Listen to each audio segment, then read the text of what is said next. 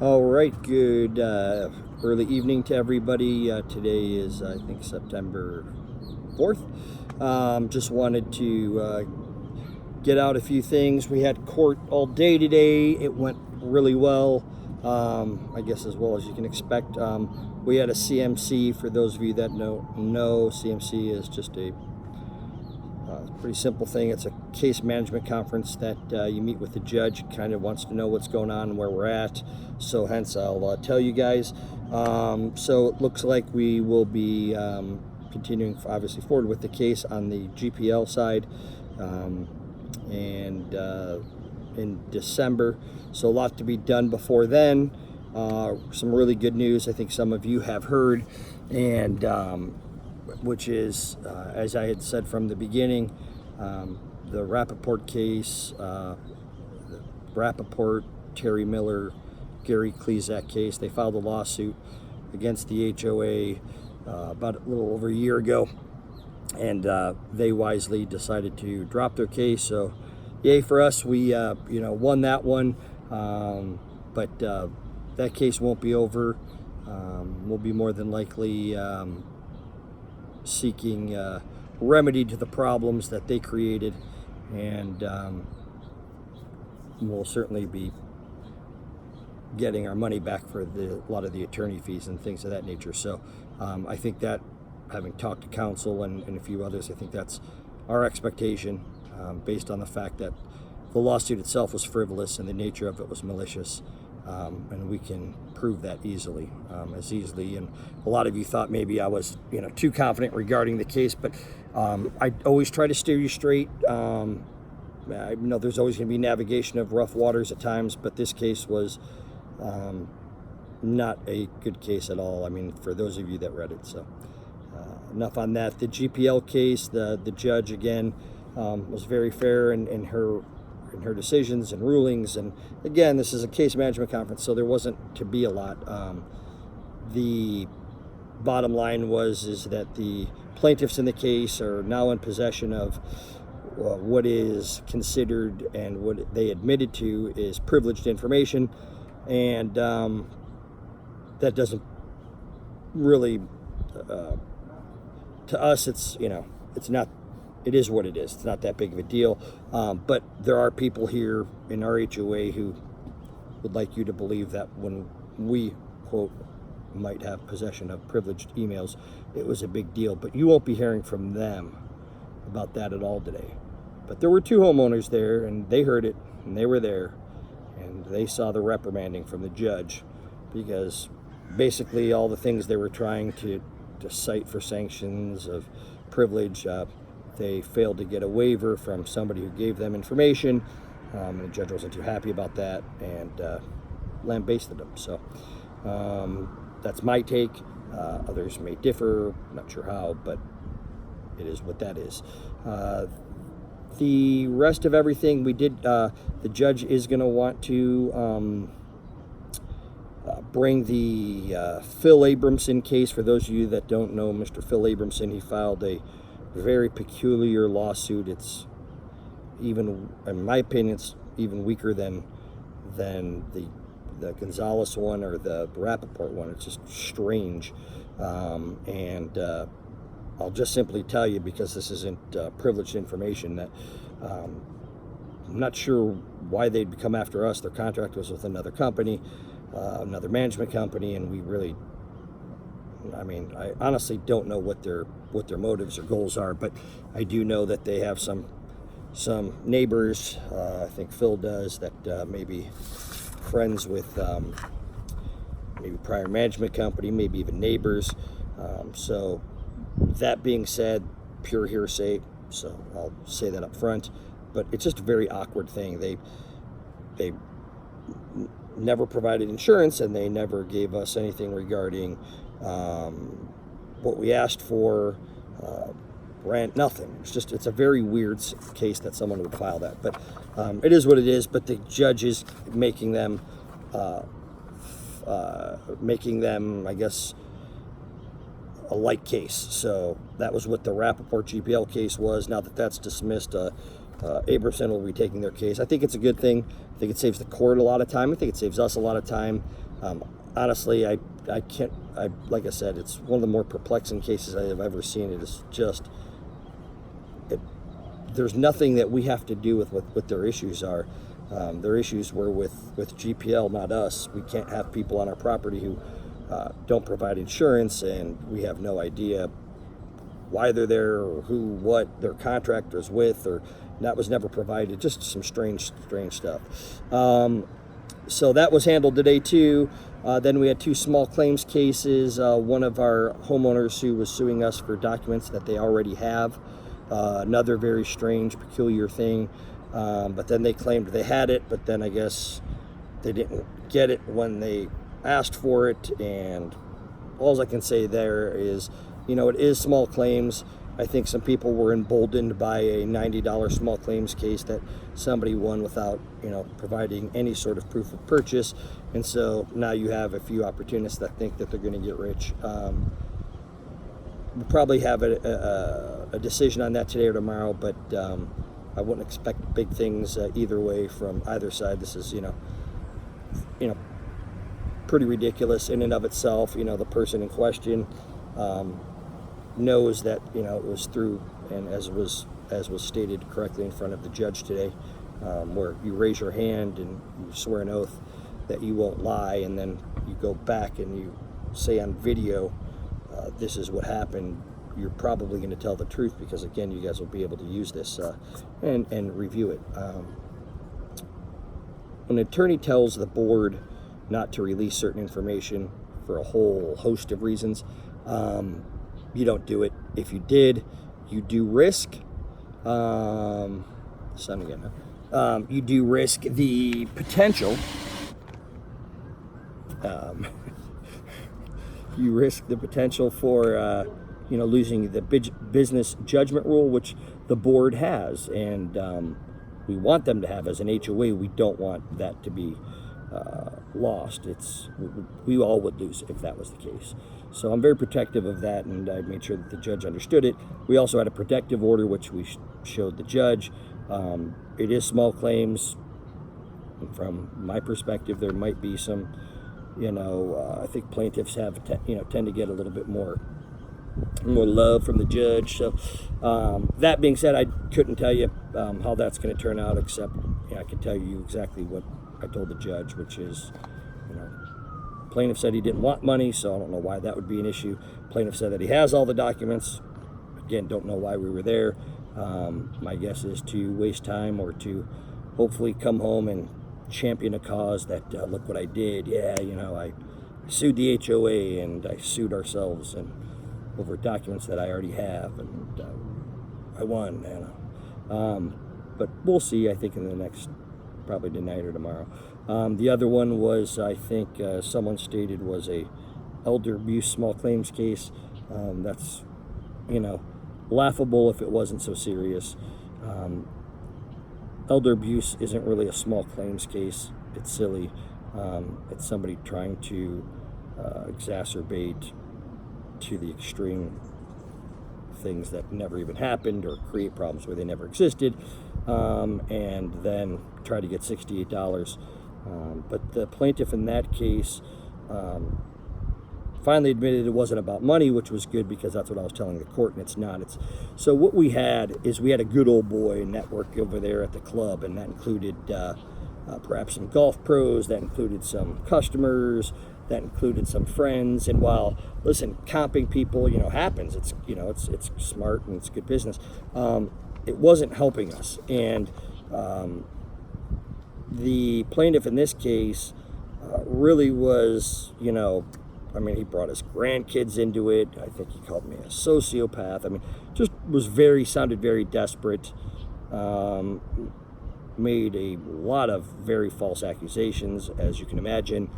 And but this time he really stayed away from the elder abuse after the scolding he took by the judge last time for even bringing that to the court. And so he really took a hint and stayed away from it. But there was some letter, email, I don't know what it was, that we hadn't really done well in that case, that they got to bring a witness. Again, from that echo chamber, I really, listen, the good news is pretty much what you hear from the echo chamber, you could be almost certain it's wrong. We got to bring in the witness. So, and the witness basically stated kind of how the key fob issue works, and that, the gentleman that was there had purchased stuff, but he never put it on the key, didn't know about the key. And I explained to the court exactly how it works, and I think some new information was given. Again, I think in small claims, people are emboldened because of what they perceive is going to be a friendly outcome for plaintiffs.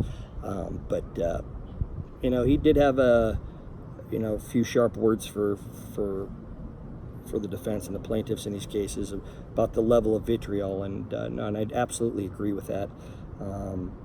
It does take solid leadership, and it takes people kind of growing up a bit, and there's no doubt about it. But in truth, that's what I feel too. But there's only so much that I can be permissive about when it comes to stealing your money.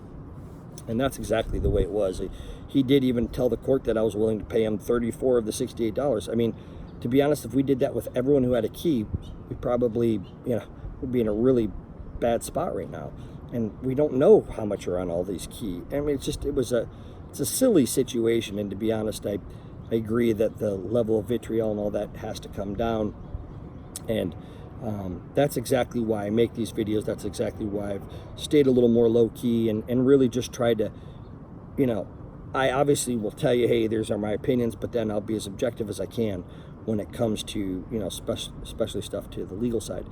That's it. I mean, we'll see how that ends up. But again, I mean, if he even paid for that key, which a lot of people didn't, then the judge will make that decision, and we're prepared to, for anything. It's $68, I imagine. So,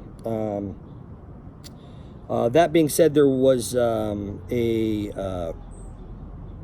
I guess some comment made on Nextdoor about there being something hinky about the GPL case. Something hinky. What was hinky?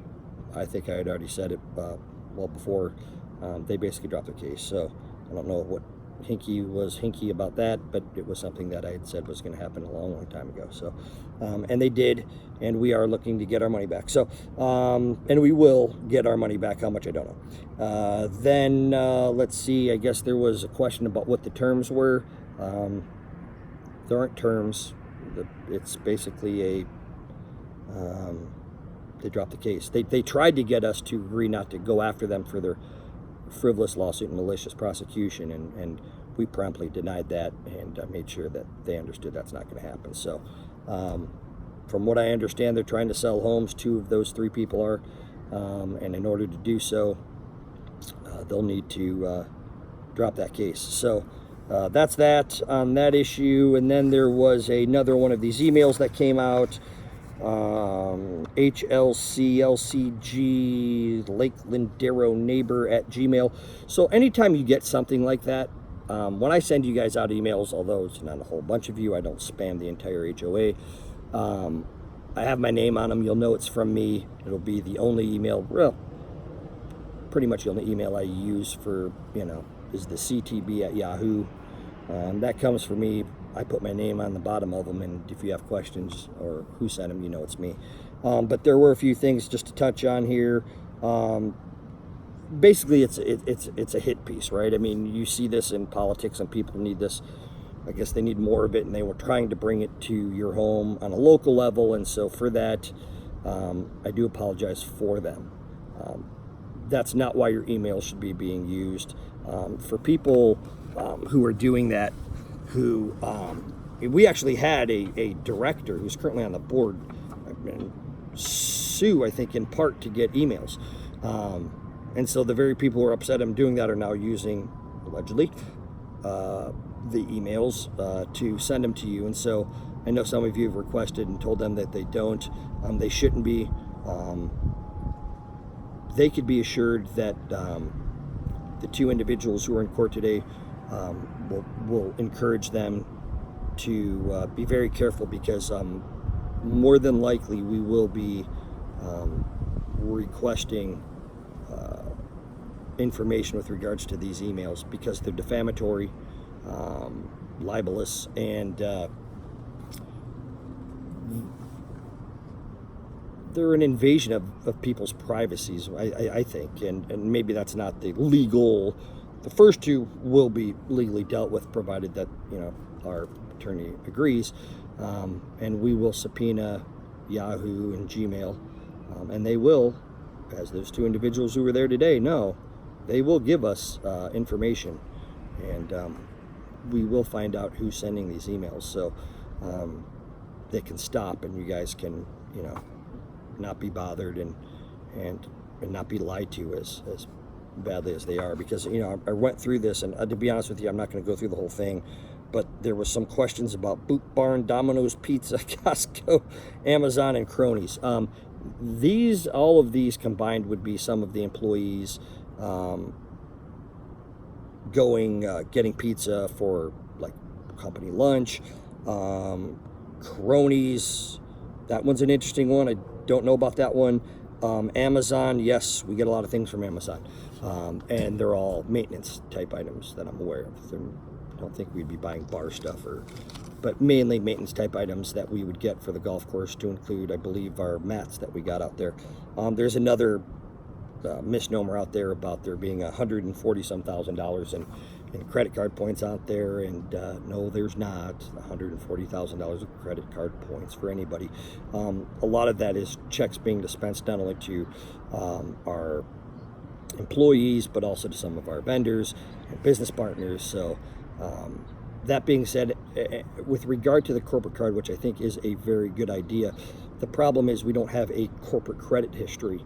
So as it stands, I primarily make the purchases from my credit card. Unfortunately, I don't have $142 or even $40,000 credit limit on some of these, so we make do with what we have. My limit's plenty good, but it's not quite that high enough to get that many points out of it.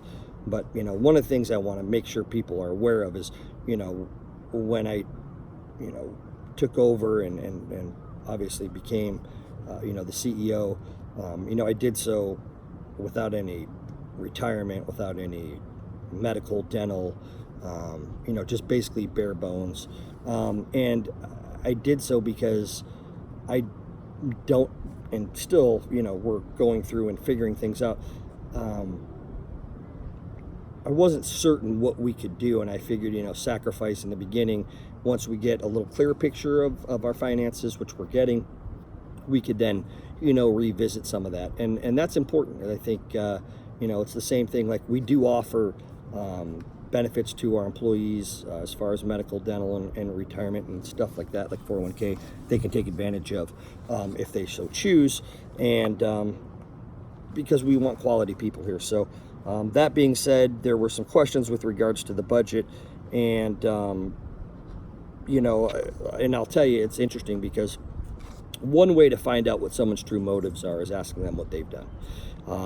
And if they can tell you all the things that they've done and contributed, then there adds some validity to what they're saying. If they can't, if the only thing they try to do is weaponize numbers and then tell them to people susceptible to believing them, then that also says something about them. There's no special assessments on the horizon or anything like that. We have, again, around 215,000, and I think we have close to 40 now, I think, in our operating account, and we're going to be just fine. So those people out there trying to send out emails and pass around propaganda, listen, I give them credit. They've got some pretty creative minds, and I just wish they'd spend just a tenth of that time actually helping out their neighbors instead of trying to hurt them and scare them like GPL did last year. And many of these people are, if not all of them, are GPL supporters. They won't want you to know that. They'll tell you they're not, because that's, nobody wants to say that. But like I said, don't just listen to what they say, watch what they do. So that being said, there were a couple other questions I've gone over. There was things about, I've already went over some of the equipment stuff. There were some links in there, and because we do have a bunch of new people, they did put some links on there to the Fox LA restaurant thing, and I want to make clear that people do understand that, that's another lie you've been told for many months. And what they'll tell you is that they were kicked out. They weren't kicked out, they left, and they were in default with GPL back in December, and then they left. And again, we've had to pay, because people say, oh yeah, we're losing revenue. Those people are lying to you. I mean, they know, all of them. The ones that are repeating that are purposefully lying to you. They're not misleading, they're lying. There's a difference, because as we have substantiated, shown, and proven time and time again, and now you have this video here to prove it, and actually to call me out on it if you'd like, but you won't. Those people will not do that. They're just going to continue to lie to you about the restaurant, the one that they never went to, or very rarely ever went to. Was costing us a tremendous amount of money, from utilities that weren't being paid, to insurance that was questionable, to our sales tax not being paid, to paying no rent, and yet there are these people, they just want to lie to you. It was an absolute liability of the highest order. It was probably the thing we were losing the most money on when I took over, and we addressed it. And leads me to the next thing. What's going on with the restaurant? Well, great question.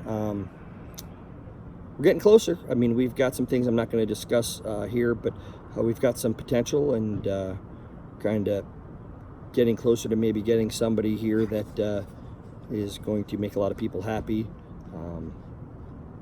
But we'll see. There's a lot of negotiation that needs to happen first. So hold on. Remember, just so you know, most restaurant people aren't coming in for a year.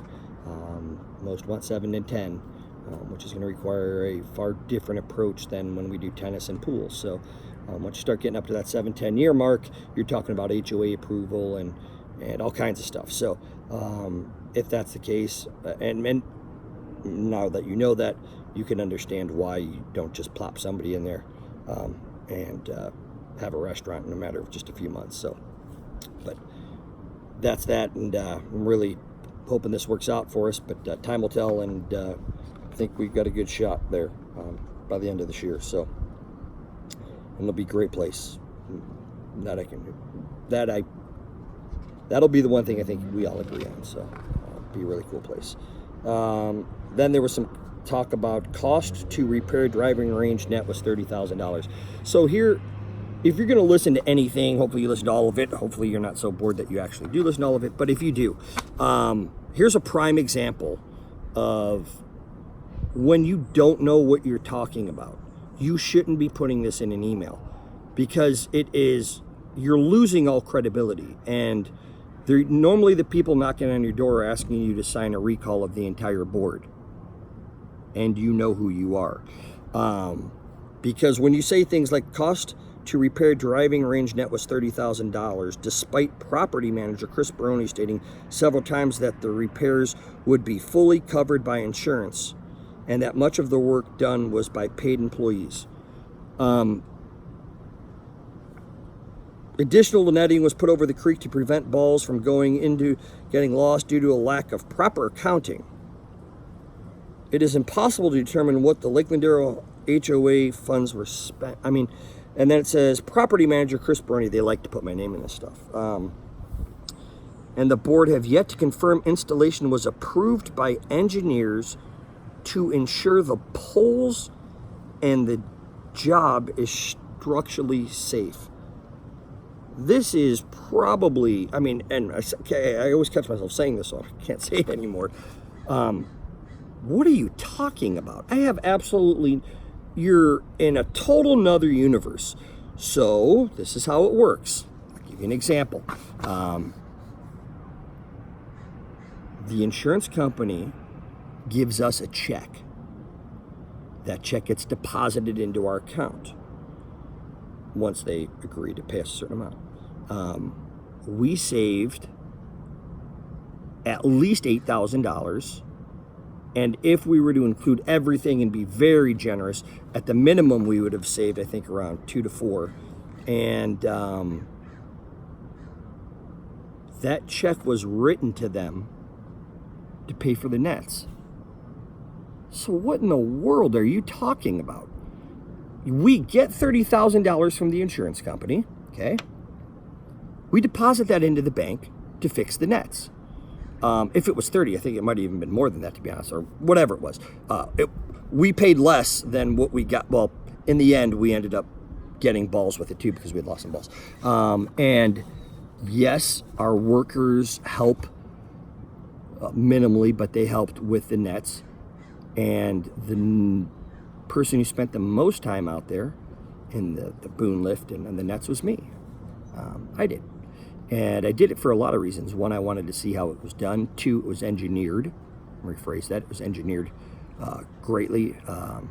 Awesome. Those of you who've seen it know it was a great job. And the poles thing, if you're talking about the ones that are buried 4 feet deep into the ground, yeah, we anchored those that were loose from the prior management company down. So we had a licensed contractor, paid and completed, ethical and all, take care of it. So again, this is why you got to be careful, because some of these things are really, really, really crazy. And they talk about money that's not going into the reserves. Let me explain this one more time, because I think this will be important for everybody.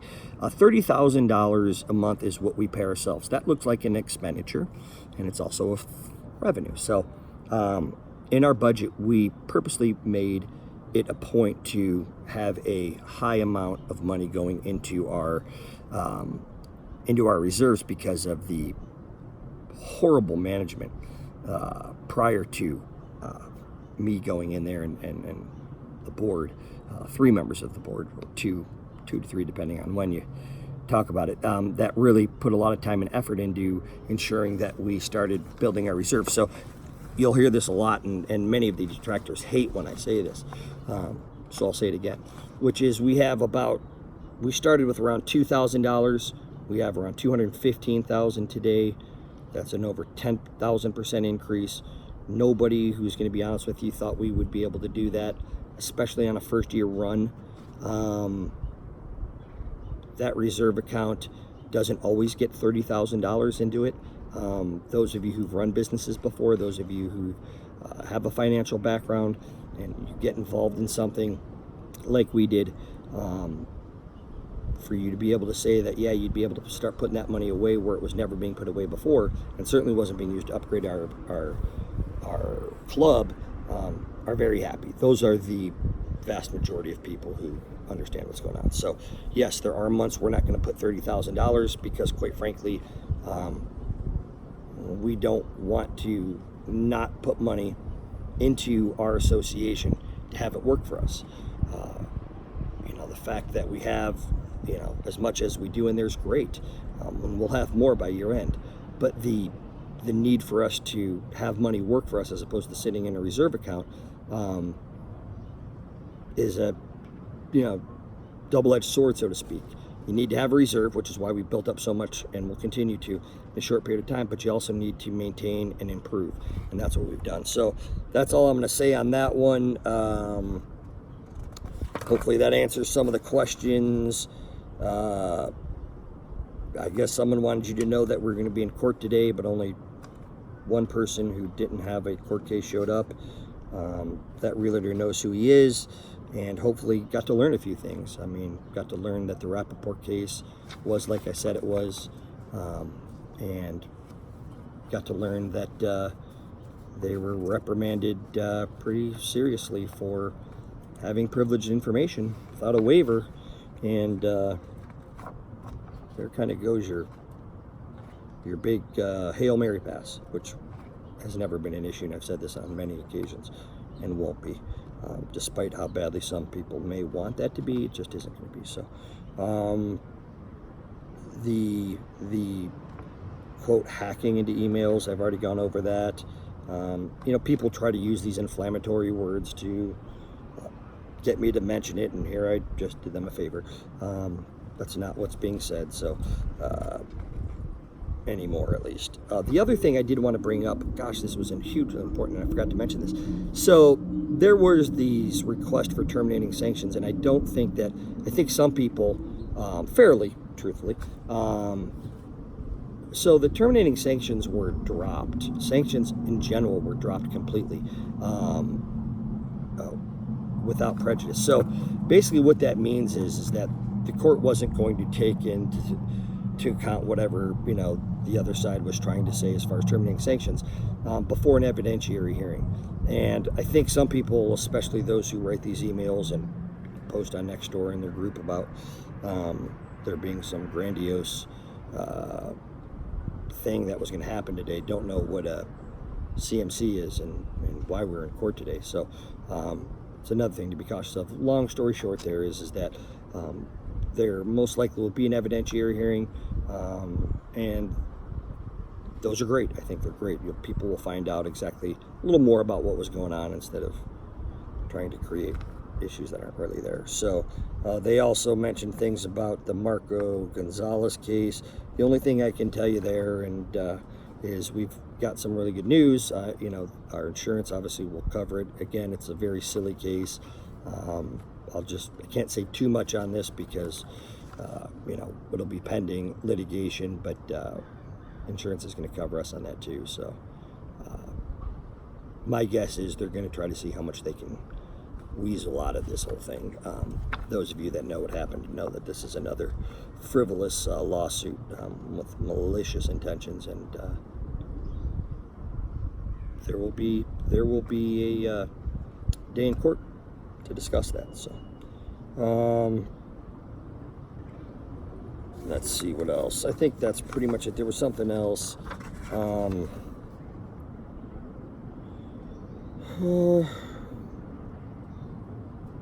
Money that goes to the attorneys. Yeah, that's the cost of doing business. You know, you kind of lose some credibility when certain people are promoting the idea of suing their own HOA with a key fob, and I think she knows who she is. And other people say they're not getting certain documents and they want to sue us for $10,000 and $15,000 in small claims court, and then want to be the ones that author these letters and author other emails that go out there that are not only vitriolic but are immature and untrue. But you kind of lose your credibility on the trying to say, well, we're spending all this money, which again, all this money on attorney fees. That's the cost of doing business. I'll remind you, with all of that said and done, we're still doing great with regards to our reserve account and our operating account. So those people who will remind you of whatever the attorney's fees are also the ones who are threatening, who have family members that are threatening, who they themselves are threatening, or they're supporting people who are threatening. And then they'll tell you things like, well, you know, I totally disagree. I think he's a pompous jerk or whatever, and but he's right about, and then insert whatever thing that they're actually wrong about. So the board, the three members of the board, are working very hard to ensure that we do the best we can to minimize all expenditures. That would include the attorney's fees. So I definitely appreciate what our attorney has done for us. That doesn't mean we're always going to agree, but I do appreciate it, and I think that he's done a good enough job to get Rapoport, Klezak, and Miller to basically tap out, and we'll get some money back for that. So that's good news for you know, especially because of, you know, all of the text messages and voice messages that I'm going to be playing for you that Mr. Rapoport left me. And then you guys can all decide whether or not you think it's a good idea. And because I know Mr. Rapoport will be watching this video as well as his attorneys, what you said about my wife and my children, myself, and my service in the Marines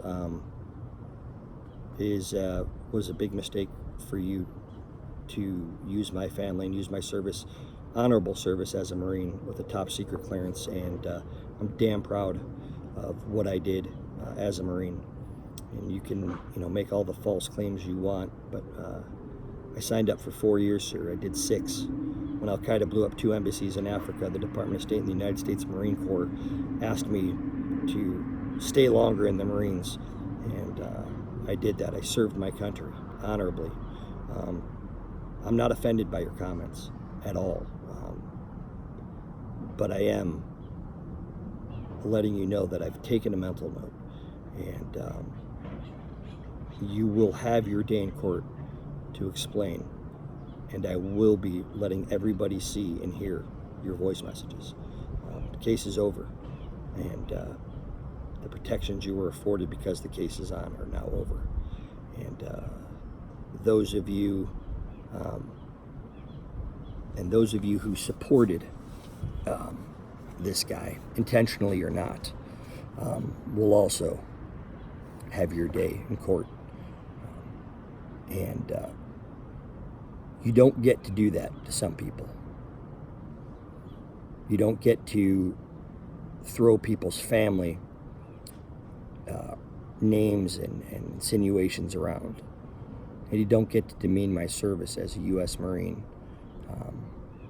and somebody who added 2 years to serve my country outside of the 4 I signed up for at a time of need.